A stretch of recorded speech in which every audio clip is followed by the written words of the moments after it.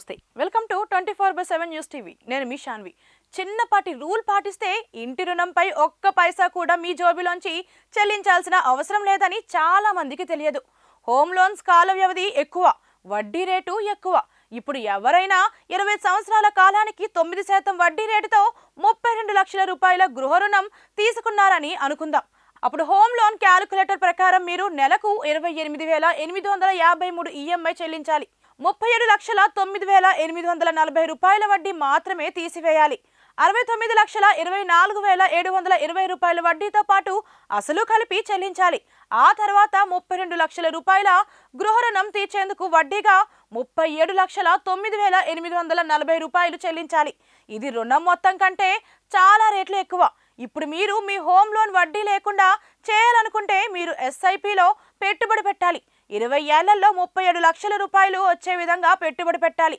SIP calculator ప్రకారం తదుపరి 20 సంవత్సరాలకు నెలవారీ ఎస్ఐపి 2000 ఎస్ఐపి క్యాలిక్యులేటర్ ప్రకారం తదుపరి 20 సంవత్సరాలకు నెలవారీ ఎస్ఐపి 2,210 రూపాయలు అవసరం ఈ లెక్కన 17% వార్షిక రాబడిని ఊహిస్తూ జరుగుతుంది మీరు నెలకు 2,210 రూపాయలు పెట్టుబడి పెడితే మీకు ఒక సంవత్సరంలో 26,520 రూపాయలు వస్తాయి 20 ఏళ్లలో మొత్తం పెట్టుబడి 5.3 లక్షలు దాకా మీరు 17% రాబడిని పొందినట్లయితే మీరు వడ్డీగా 39,40,246 దాకా పొందుతారు అప్పుడు వడ్డీ అసలుతో కలిపి మొత్తం రాబడి 44,70,646 రూపాయలు ఈ డబ్బుతో గృహ రుణ వడ్డీని సులభంగా సెటిల్ చేసుకోవచ్చు అప్పుడు కూడా దాదాపు 6 లక్షల రూపాయలు చేతిలో ఉంటాయి ఈ విధంగా మీరు గృహ రుణం తీసుకున్న వెంటనే ఎస్ఐపి ప్రారంభిస్తే మీరు మీ జేబులో నుంచి ఒక్క పైసా వడ్డీ చెల్లించాల్సిన అవసరం లేదు